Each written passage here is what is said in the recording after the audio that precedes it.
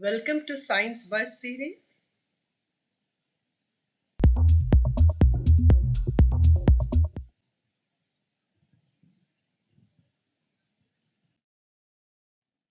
Hello friends, आज हम इस वीडियो में जर्नल ऑफ बेसिक माइक्रोबायोलॉजी में छपे एक बहुत ही इंटरेस्टिंग रिपोर्ट के बारे में बात करने वाले हैं जो एएमआर से रिलेटेड है।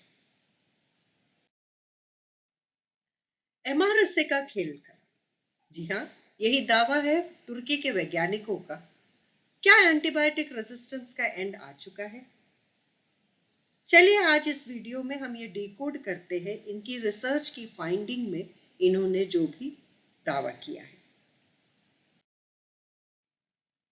आगे बढ़ने से पहले आइए समझते हैं कि एंटीबायोटिक रेजिस्टेंस का अर्थ क्या है।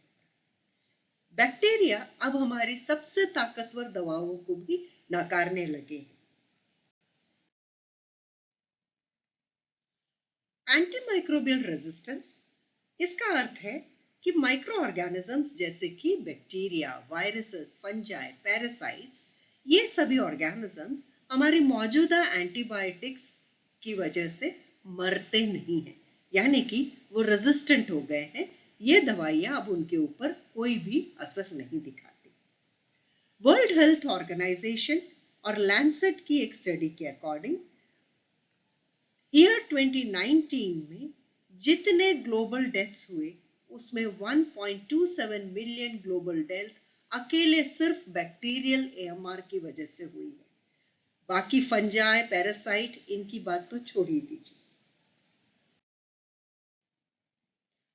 ऐसे में ब्रूनी यूनिवर्सिटी के फार्मेसी डिपार्टमेंट के डॉक्टर आइकॉल और उनकी टीम ने झीलों, नदियों और स्विमिंग पूल में पाए जाने वाले एक सूक्ष्म ऑर्गेनिज्म अकैंथामेबा के ओर इशारा किया है कि इसमें पाए जाने वाले कुछ तत्व हमारे लिए एएमआर से लड़ने के लिए गेम चेंजर साबित हो सकते हैं। आइए समझे ये अकैंथामेबा किस प्रकार का जीव है। एक्चुअली अकैंथामेबा एक सूक्ष्म, अदृश्य लेकिन बेहद दिलचस्प प्रोटोजोआ है जो अमीबा वर्ग का सदस्य है। यह आमतौर पर मिट्टी, ताजे पानी के झील, तालाब और नदियां, समुद्र के पानी और हवा, यहां तक कि नल के पानी में भी पाया जाता है। यह एक फ्री लिविंग माइक्रोस्कोपिक प्रोटोजोआ जिसके लाइफ साइकिल के दो फेजेस हो सकते हैं, ट्रोफोजोइट और सिस्ट। इस पेपर में दिए गए तथ्यों को समझने से पहले हमें यह समझना होगा कि एमआरएसए क्या है। आइए पहले समझे एमआरएसए के बारे में। एक नॉर्मल सा बैक्टीरिया होता है जिसका नाम है एस ऑरियस। यह कई प्रकार के स्किन इन्फेक्शंस के लिए और बहुत सारे दूसरे तरीके के इन्फेक्शंस के लिए रिस्पॉन्सिबल है। अब हमारे पास एमआरएसए। अब यह एमआरएसए क्या है? इसका पूरा नाम है मेथिसिलिन रेजिस्टेंट स्टेफाइलोकोकस ऑरियस, मतलब कि नॉर्मल एस ऑरियस का एक रेजिस्टेंट वैरायटी जो कि मेथिसिलिन नाम के एंटीबायोटिक के लिए रेजिस्टेंट है। अब यह क्यों इंपॉर्टेंट है? इंपॉर्टेंट इसलिए है क्योंकि ये जो मेथिसिलिन एंटीबायोटिक है ये हमारा लास्ट रिसोर्ट एंटीबायोटिक की तरह यूज किया जाता है। अगर कोई ऑर्गेनिज्म मेथिसिलिन रेजिस्टेंट है, इसका यह मतलब होता है कि बहुत सारे एंटीबायोटिक जो हमारे पास है, हमारी रिपोजिटरी में है, अब इस ऑर्गेनिज्म के ऊपर में काम करना बंद कर चुकी है। अब अगर मेथिसिलिन भी बंद कर चुका है तो बहुत ही चिंतादायक स्थिति है, बिकॉज अब हमारे पास में बहुत कम ऑप्शंस बच गए हैं इस ऑर्गेनिज्म को मारने के लिए। अगर कोई इन्फेक्शन नॉर्मल एसोरियस से हुआ है तो यह ठीक हो सकता है। हमारे पास कई सारे एंटीबायोटिक हो सकते हैं जो इस नॉर्मल एसोरियस को मार सकते हैं। अगर आपका इन्फेक्शन एमआरएसए के द्वारा कॉज्ड है तो ऐसे केस में हमारे पास ना के बराबर या फिर बहुत ही लिमिटेड ट्रीटमेंट ऑप्शंस बचते हैं। दिखने में ये दोनों ही वैरायटी, नॉर्मल एसोरियस और एमआरएसए, लगभग एक ही तरह के दिखते हैं जिस तरह की इस चित्र में दिखाई दे रहे हैं। आइए अब समझते हैं डॉक्टर आइकॉल और उनकी टीम द्वारा किए गए रिसर्च को। डॉक्टर आइकॉल और उनकी टीम ने अकैंथ अमेबा को पानी से आइसोलेट किया और उसका सेल फ्री एक्सट्रैक्ट बनाया। सेल फ्री एक्सट्रैक्ट में मौजूद जो तत्व है वो तत्व में एंटीबायोटिक प्रॉपर्टी हो सकती है, ऐसा उनका मानना था।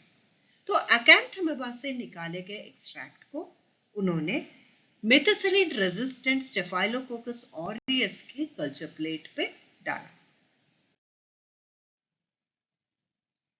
24 आवर्स के इंक्यूबेशन के बाद जब इन्होंने पेट्री प्लेट्स ऑब्जर्व किए तो जो रिजल्ट्स मिले वो चौंकाने वाले थे।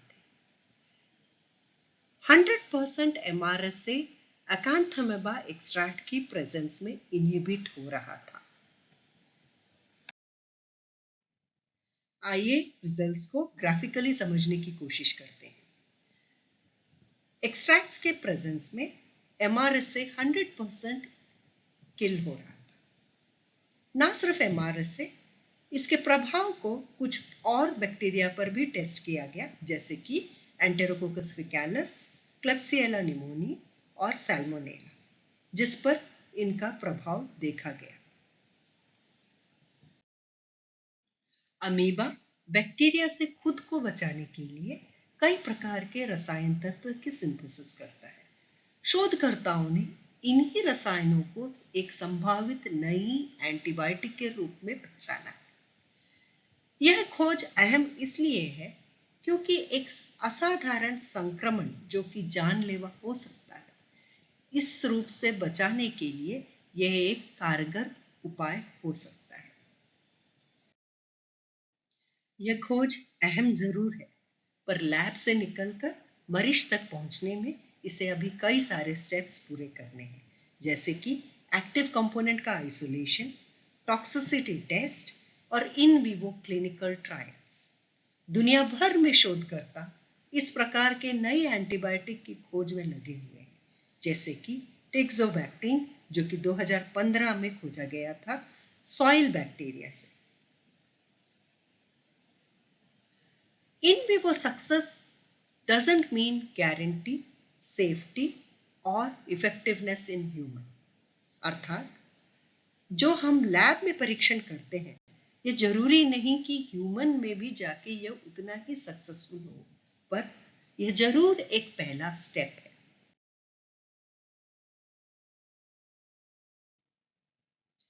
AMR से लड़ने के लिए कई वैकल्पिक रास्तों पर काम चल रहा है, जैसे कि phage therapy, nano particles, quorum sensing डिसरप्टर्स।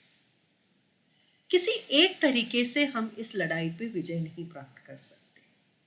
हमें जरूरी है कि एंटीबायोटिक्स, फेज थेरेपी और कई सारे आधुनिक तकनीकों का संयोजन करें और इस तरीके से एक कॉम्बिनेशन अप्रोच को हम साथ में लेके इस वैश्विक लड़ाई में जीत की दिशा में आगे बढ़े।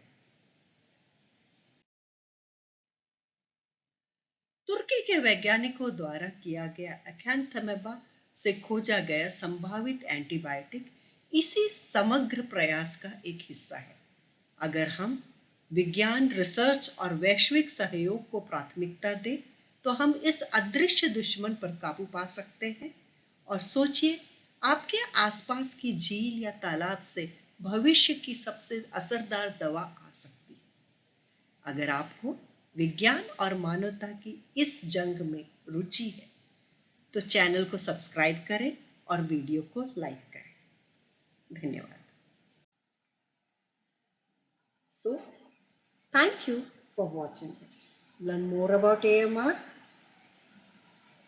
in our next video. If you like the video, do not forget to like, share and subscribe.